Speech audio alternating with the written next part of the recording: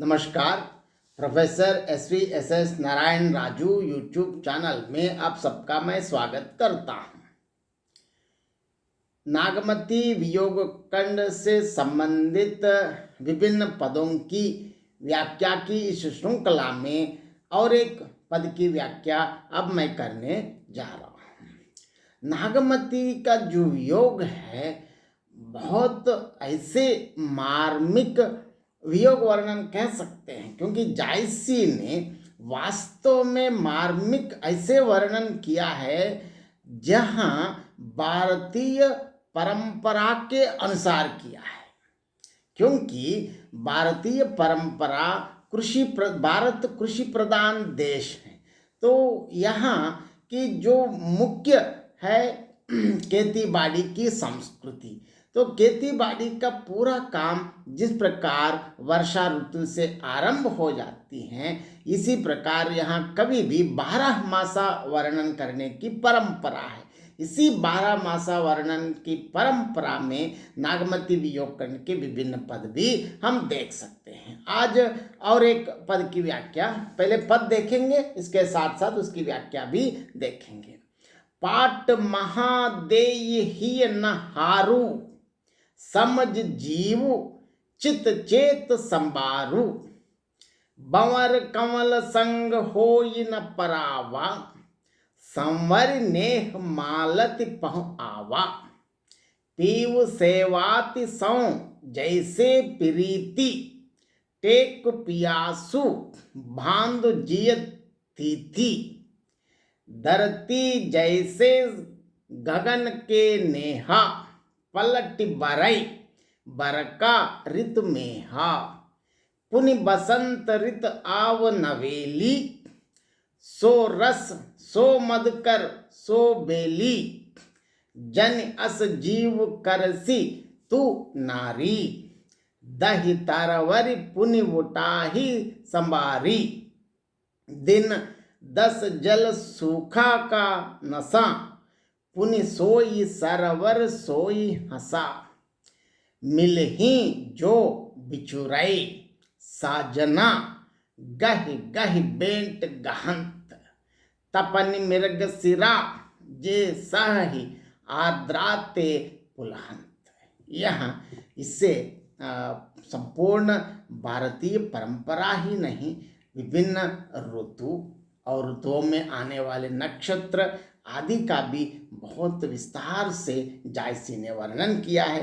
पहले हम शब्दार्थ देखेंगे। पाट महादेवी मतलब पट महादेवी या पटरानी, मतलब पटरानी मतलब जो राजा के जो पत्नी, मतलब सबसे पहले प्रथम, और पत्नी के लिए पहली दूसरी कहना भारतीय परंपरा के खिलाफ है, क्योंकि हमारे यहाँ तो पत्नी तो एक ही रहती है। जो दूसरी होती है या सौतिया या वेश्या, और उसका तो संवैधानिक दर्जा बिल्कुल अलग है। इसीलिए जो वास्तव में राजा की जो पत्नी होती है वही पटरानी होती है। यहाँ पाट महादेव मतलब पटरानी है।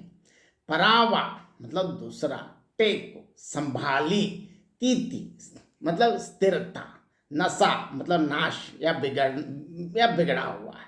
मृगशिरा मतलब जेठ के महीने में मृगशिरा नाम का नक्षत्र लगता है, जब गर्मी अपनी चरम सीमा पर पहुंचती है। आर्द्रा, ये भी आषाढ़ मास का पहला नक्षत्र जिसमें वर्षा आरंभ होती है, वही आर्द्रा नक्षत्र कहते हैं। साजन मतलब पति, पुलहत मतलब पल्लवित होना। अब इस पद का अर्थ देखेंगे। देखिए यहाँ पहले कहते हैं पाट महादेय हिय न हारो, समझ जीव चित चेत संबारू, क्योंकि रानी की परिचारिकाएं बता रही हैं, सखी है ना। देखिए सती, यहाँ नागमती की विभिन्न सखियों ने कह रहे हैं नागमती को किस प्रकार सांत्वना दे रही हैं, उनको ऐसे अपनी अपनी बातों से उनको जो उनकी विरह वेदना को कम करने के लिए प्रयास कर रहे हैं। हे महारानी जी, पटरानी जी, आप जी में हार न मानिए, हृदय में समझ बूझ कर आप अपने चित्त और चेतना को संभाल के रखिए। क्यों बता रहे हैं, देखिए कवि का वर्णन देखिए। बौरा कमल के साथ पराया हो जाता है, पर मालती के प्रेम का स्मरण करके फिर उसके पास आता है। इसी प्रकार भले ही तेरा पति किसी नायिका के प्रेम में पड़ गया हो, परंतु वो तुम्हारे प्रेम का स्मरण कर अवश्य लौटने की संभावना भी है। जिस प्रकार यहाँ पपीहा को स्वाति से प्रेम होता है, उसी प्रकार अपनी प्यास को संभालो और मन को स्थिर रखो।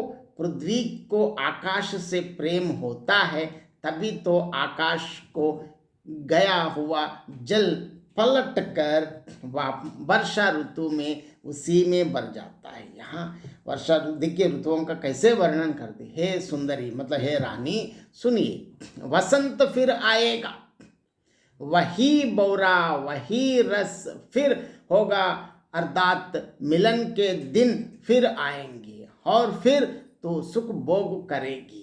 हे नागमती, तू अपने जीव को इस प्रकार ना सुखा। यह जलाया हुआ तेरा शरीर रूपी वृक्ष फिर संयोग से फिर हरा भरा होकर संभल जाएगा।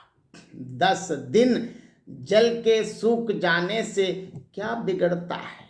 हंस लोग उस तालाब से उड़ जाते हैं। जहाँ तालाब सूख जाते हैं तो उसमें सारे जो भी जीव जंतु जल हंस सब ऊपर उड़ के चले जाते हैं, परंतु जैसे तालाब में पानी भर जाने पर वही तालाब हो जाता है और वे ही सारे जो वापस चले गए हैं सब वापस लौटकर आ जाते हैं। जो प्रिय बिछड़ जाता है फिर मिलता है और उसे पकड़ कर फिर बेंटत करते मतलब मिलते हैं और फिर आनंद का आस्वादन कर सकते हैं। जो मृगशिरा की गर्मी को सहते हैं, देखिए यहाँ कवि इसमें बहुत जीवन दर्शन भी बता रहे, क्योंकि जो मृगशिरा की गर्मी को सहते हैं वे ही तो आर्द्रा के जल को पाकर पल्लवित होते हैं।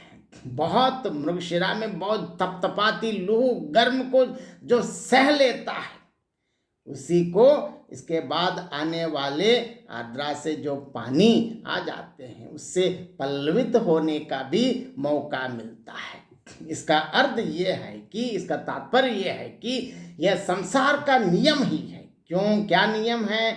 दुख के बाद सुख होता है। अतः प्रिय मिलाप की आशा रखो और दुख दूर करो। यहाँ भारतीय परंपरा, जब भी भारतीय दर्शन की बात करते हैं तो हमारे यहाँ चक्राकार दर्शन माना जाता है।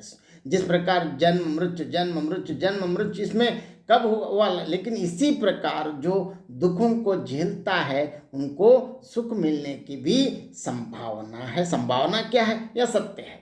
और इसी के साथ साथ यहाँ इसमें दृष्टांत अलंकार का प्रयोग किया गया है। और खासकर जिस वर्षा ऋतु में जो 10 नक्षत्र, देखिए 10 नक्षत्रों का नाम भी मैं यहाँ आपको बताना चाहता हूँ। आर्द्रा, पुनर्वसु, पुष्य, आश्लेषा, मघा, पूर्वा फाल्गुनी, उत्तरा फाल्गुनी, हस्ता, चित्ता, स्वाति।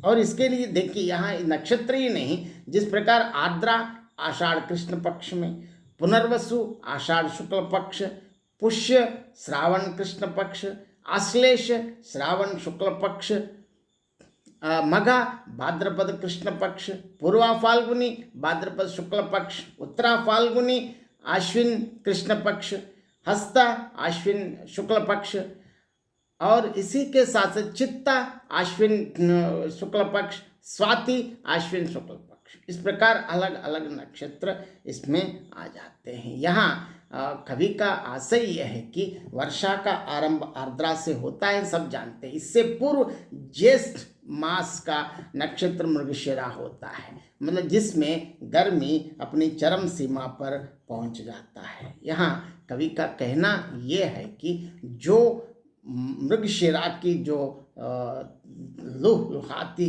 गर्मी को सह लेता है, वही बाद में आर्द्रा का बारिश से भी पल्लवित होता है। मतलब यहाँ जो लोग दुख को सहते हैं, आगे आने वाले सुखों का आस्वादन भी करते हैं। यहाँ कवि बहुत बढ़िया इसमें अलग अलग संदर्भों के अलग अलग उदाहरणों के द्वारा कवि बहुत समझाने के लिए कोशिश किया है। और इसके साथ साथ इस पद की विशेषता यह है कि वर्षा ऋतु के साथ साथ जिस प्रकार महीनों वर्षा ऋतु में महीने और महीनों में आने वाले विभिन्न नक्षत्रों को भी जानकारी, नक्षत्रों से संबंधित बहुत बढ़िया जानकारी भी प्रस्तुत किया है। धन्यवाद।